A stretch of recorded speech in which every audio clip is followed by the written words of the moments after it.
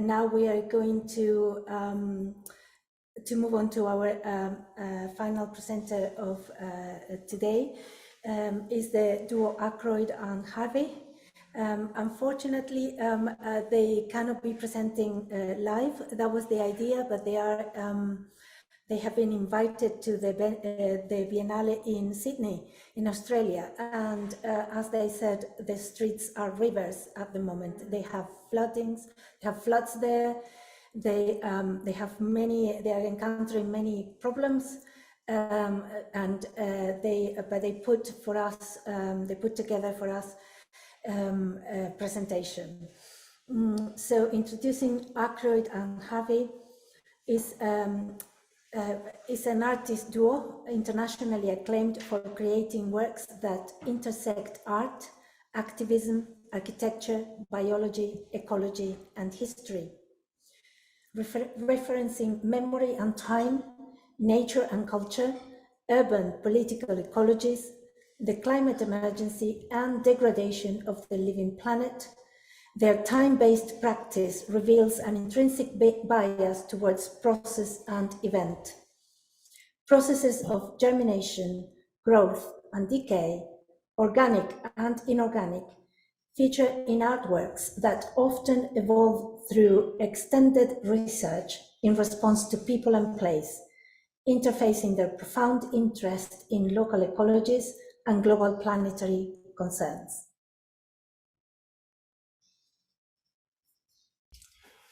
I'll share the video now, just to say that it's got still images in it, so it's not meant to be video in case anyone wonders, and you should be able to hear the audio fine.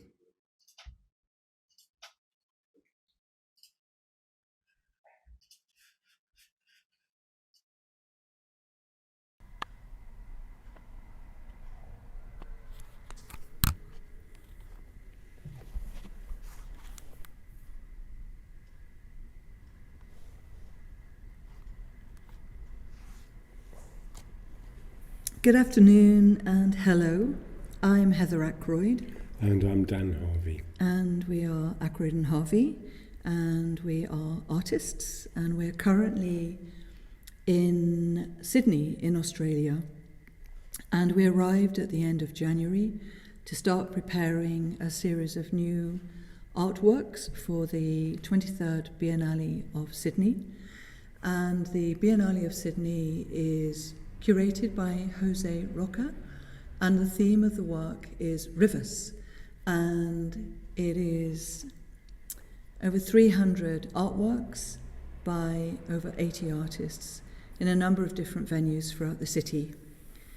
And Dan and I tend to work in a very site-specific way. We often create and grow artworks working with plant material, very much to do with place, taking inspiration from the geography, the ecology, the urban politics, and the larger politics of place.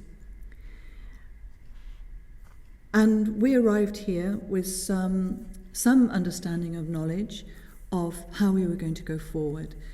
And last year, we were introduced to the very wonderful and inspiring Lille Madden by the Art Gallery of New South Wales, which is one of the venues where we will be exhibiting the work. And we heard this afternoon that Lille, who was going to be sharing this conversation with us, was feeling unwell. And given the pandemic, given the virus, we all agreed under the circumstances it was more important that she rested and that there was no chance of us in any way passing on any possible illness to each other. So she sends her genuine apologies. She really wished that she could have been part of the conversation. And the conversation is on reciprocity and exchange. And we were very looking forward to the conversation with Lille. And so what we thought we would try and do is just to talk a little bit about the conversations and the experiences that we've had with Lille since being introduced to her and since arriving in Sydney.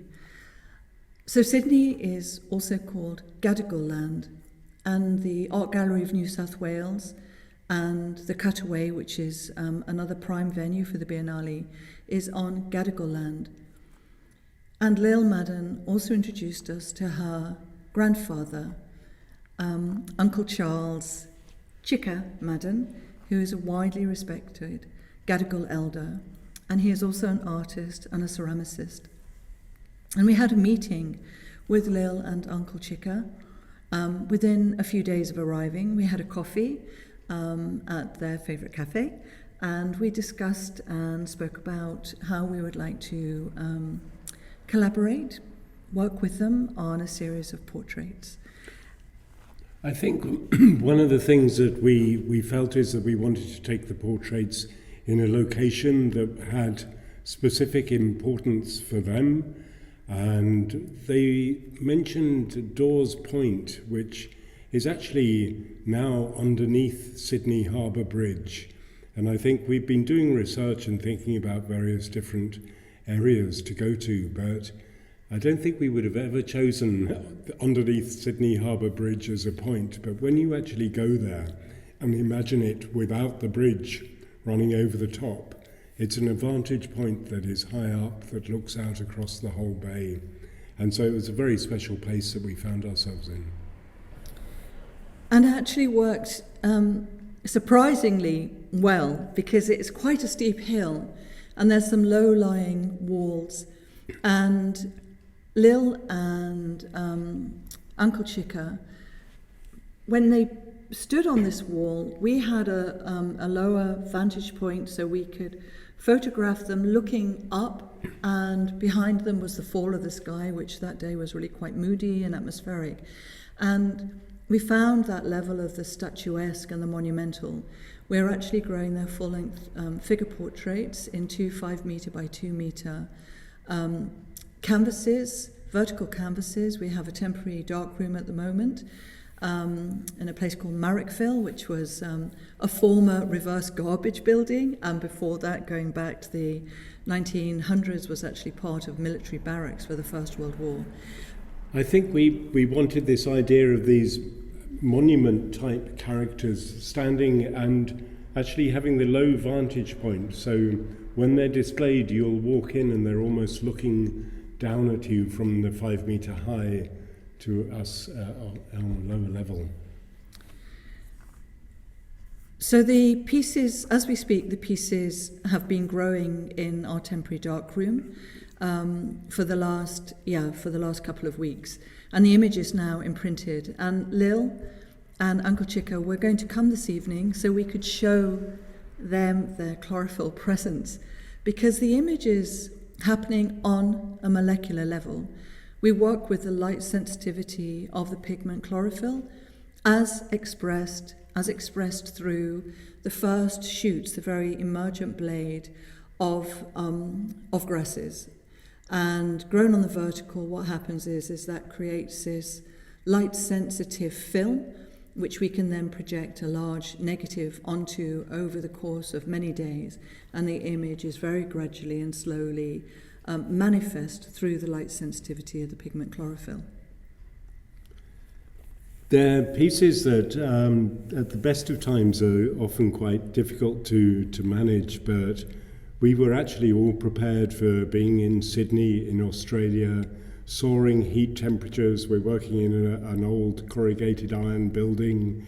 We were thinking that actually our main problems would be heat, humidity, perhaps things drying out, and occasionally you can get molds and other things coming in. But the weather here has been unbelievably wet. I mean, in some ways it's actually, as far as the growing stage, been better for us. We had a lot of aerial roots, 90% humidity. The grass blades weren't going into the sort of clay mixture base that we put onto these canvases.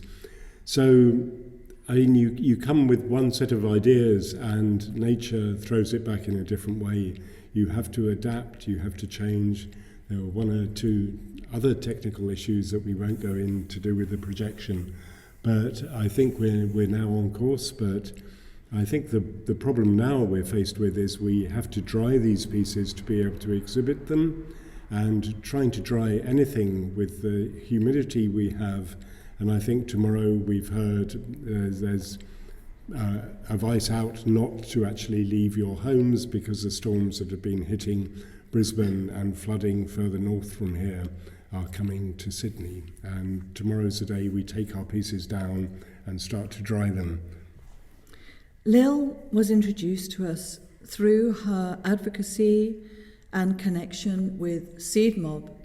And Seed Mob is Australia's first Indigenous youth climate network. And they're building a movement of Aboriginal and Torres Strait Islander young people for climate justice with the Australian Youth Climate Coalition.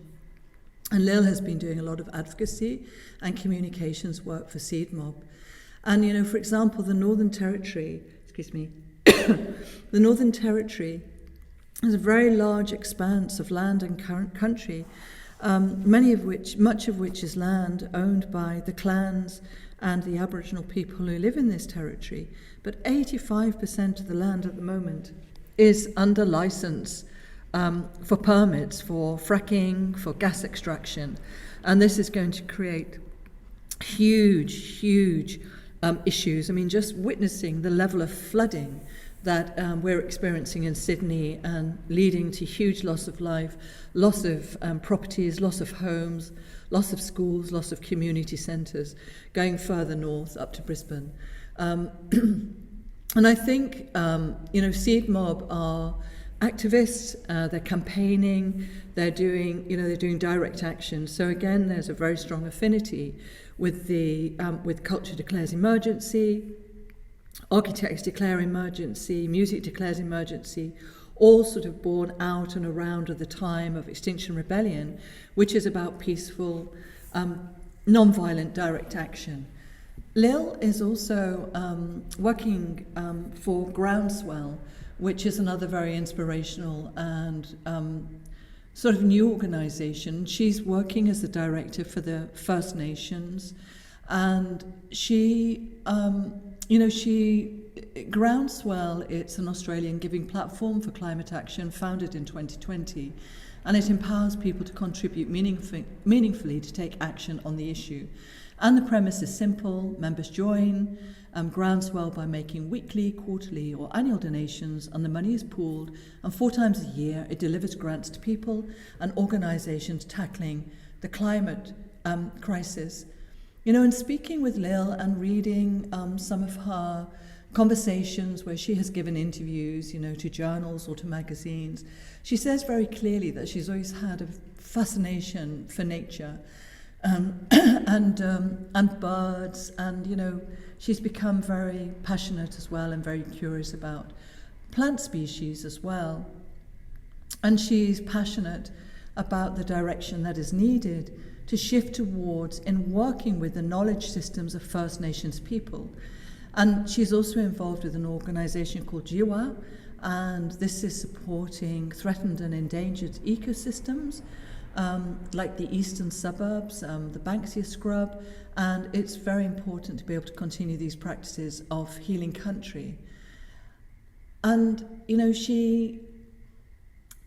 she talks very beautifully and very passionately about the work, but she speaks of language about collaboration, of cooperation as well, sharing of knowledge. I mean, she recognises that Aboriginal and Torres Strait people have done the least to cause climate change, but will be the first and most affected by it. So she says very clearly, we are on the front line, not only of climate change, but of resistance and protection of country, and have been for millennia.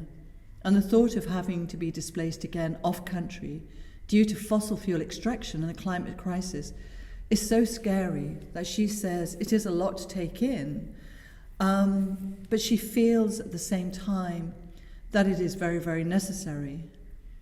She also is the granddaughter of civil rights activist Charles Perkins, who was really quite a big political figure. And she recognises her strength is in storytelling. It's political, but not overtly so. And she feels that this is how, through storytelling, it is possible to get people to change their minds. And through Groundswell, she says we have the knowledge in these communities. They need to be resourced. And for the mob, she says we don't have the time. We're still dealing with the effects of colonisation, trying to meet people more than halfway is what she's hoping to do. So we can see the changes that are needed. And this is where also the conversation with her grandfather, Uncle Charles Chicka Madden, has been really revealing as well. And he discovered, later in his life that actually his ancestry was through the Gadigal clan of people. And what we've learned and understood through conversations is that actually when the Endeavour and Captain Cook dropped anchor in Botany Bay in the 1770s, just off Camay Point, there are over 29 different clans of Aboriginal people who lived in this area and what we now is called Sydney. And, they actually had very profound and extraordinary ways of living. And William Dawes, who we were speaking about earlier, and who actually Lille says his diaries are really fascinating. He was an astronomer and a linguist, and in fact he did the first recording of an Aboriginal woman and took down the Aboriginal words and into English. And in fact, actually the Gadigal language has been all but destroyed, apart from these very early kind of accounts. And Lille and other young people and elders are very keen to bring this language back, for the agency of language again to have influence. I just would also like to talk. On Sunday, I went down to Camay Point, and there was a sculpture there as well. And this sculpture are large. It looks either like the ribs of the ship, such as the Endeavour, or the large sort of carcass bones of a whale. It's actually really strong, and also there are inscriptions in the bronze. And I was very interested to read the inscriptions, because after we arrived, we also took part in the Invasion Day, which is also Australia Day. We took part in the Invasion Day protests, which were marches from the town hall here in support and solidarity for Aboriginal and Torres Strait Islander people. On going back home, we did a little bit of research around looking at Cook's and James and Hutchinson's early diaries. And on this sculpture was a piece from Cook's diary, which I'd also read, which just really struck me.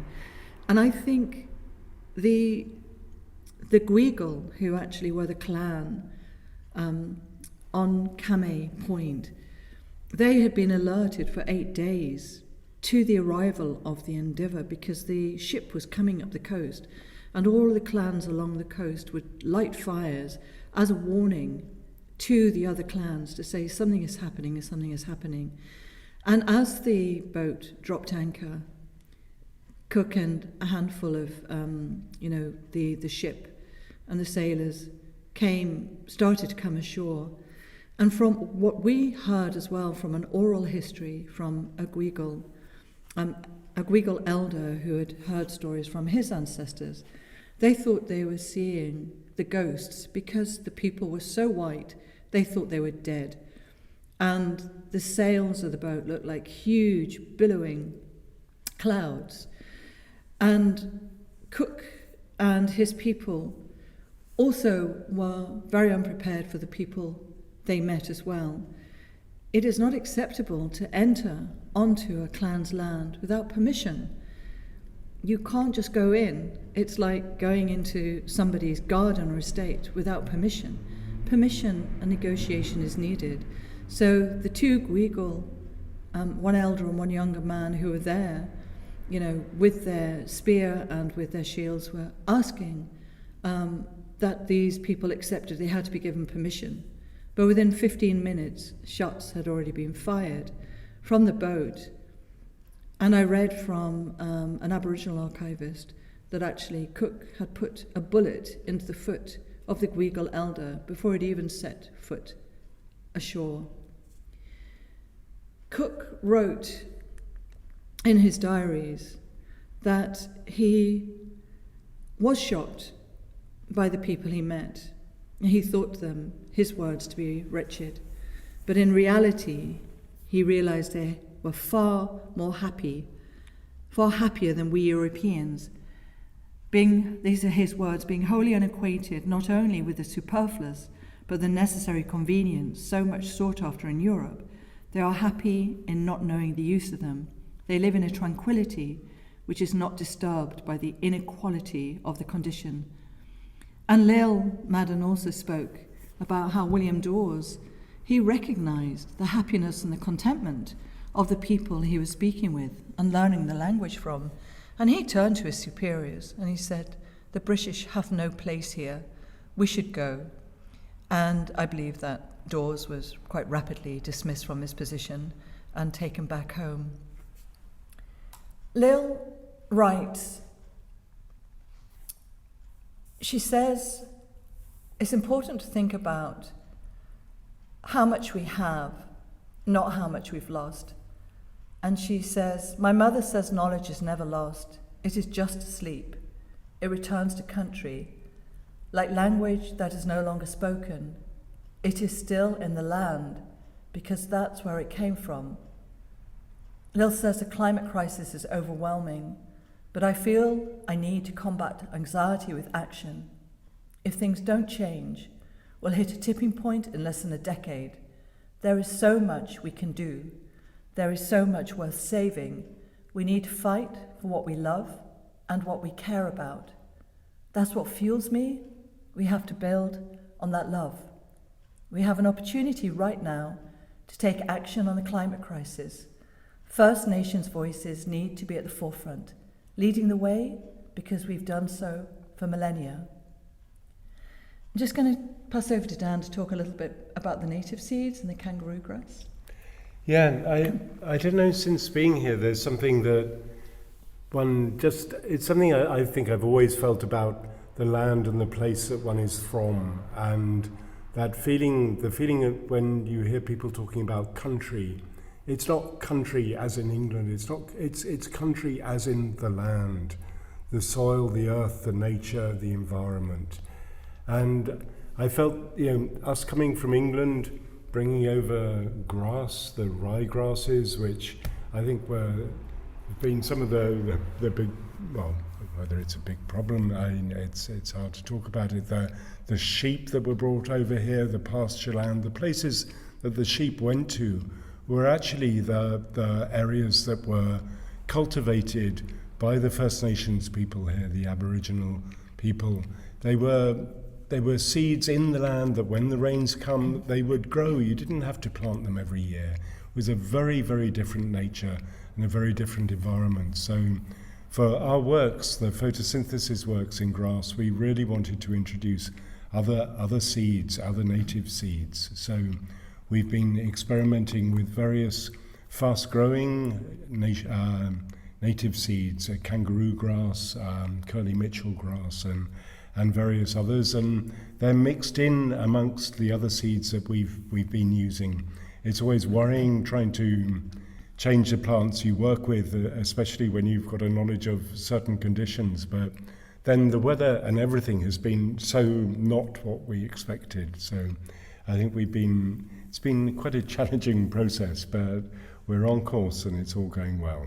And we'd just like to pay really warm thanks to the generosity and the care and warmth, and we've had such really fantastic conversations with Uncle Chicka and Lille Madden, and I hope we can actually get to the point where we can have record our conversation with Lille.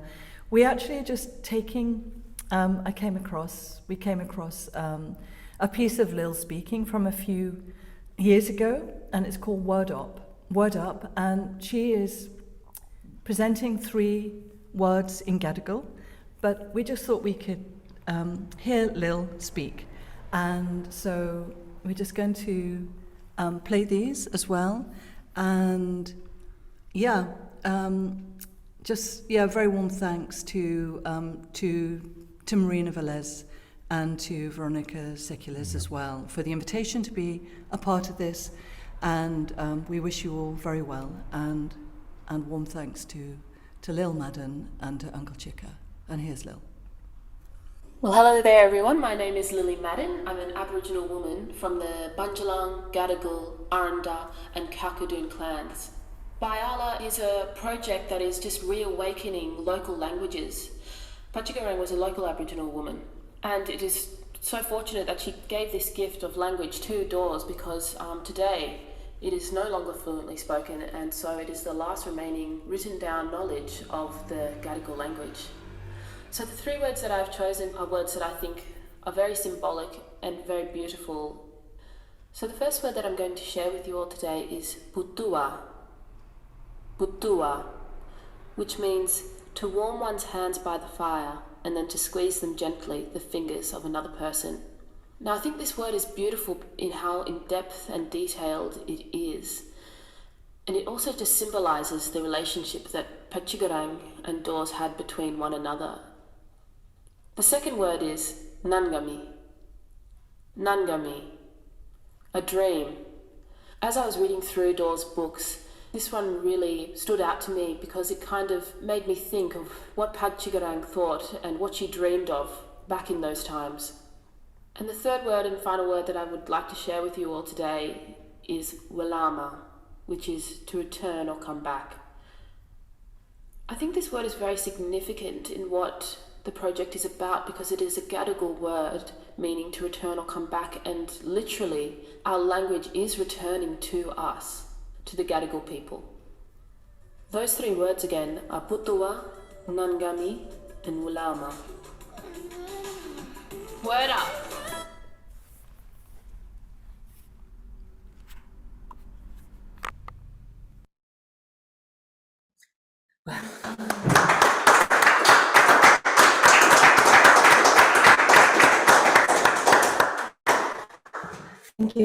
Thank you very much, Ackroyd and Harvey, and the people with whom they are collaborating. What wonderful afternoon of presentations in this day of reciprocity and exchange. And I'm thinking, after all these presentations, about openness and about invitations of the role of being open to others, and the role of inviting others into our own realms and our own spheres, our own homes. I'm thinking about refugees and displacement that we talked about on the first day, but and healing and repairing and on the second day, and a way of coming together today, reciprocity and exchange. Maybe there's some healing and repairing of the displacements as well. And I'm thinking about something that was very clear in Ackroyd and Harvey's presentation, the idea of permission. And I'm thinking about consent as one of the key ingredients for collaborating, for reciprocity, for exchange, the idea of consent and the idea of